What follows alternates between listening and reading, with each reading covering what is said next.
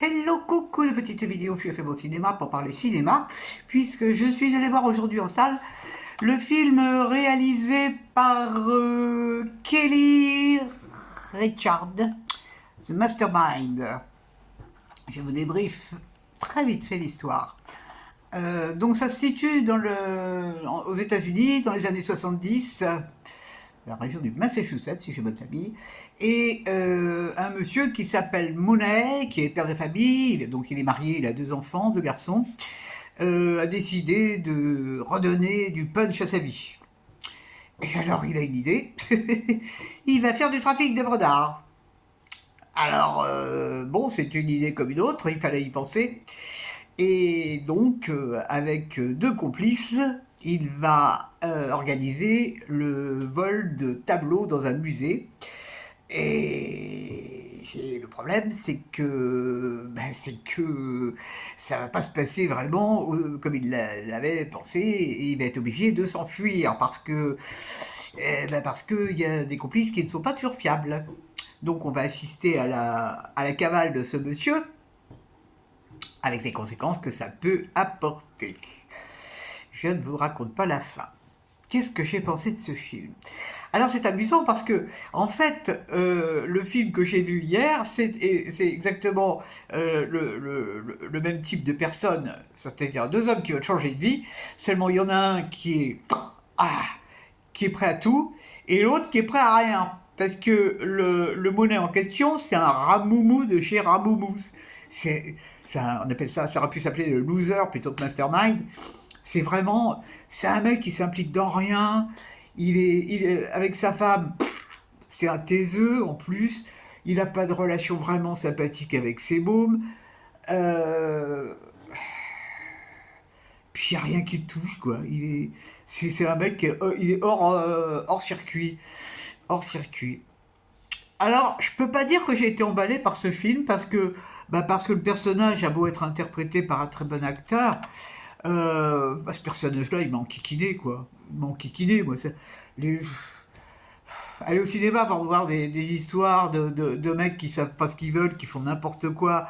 Euh, Puis il y a des choses qui m'ont pas plu dans le film. Déjà au départ, j'ai pas compris.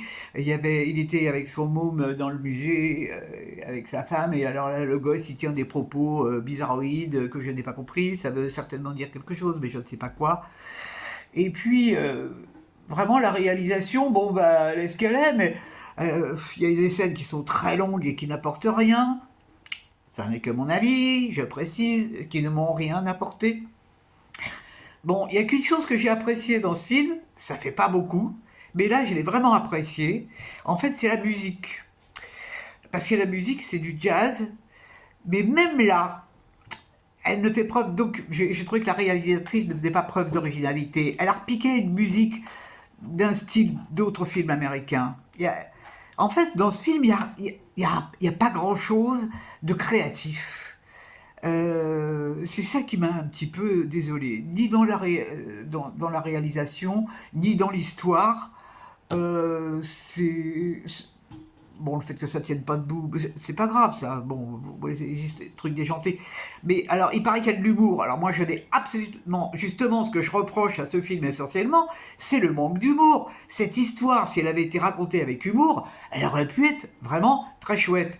Bon, parce que ce que j'ai apprécié, on va dire le tout début du film.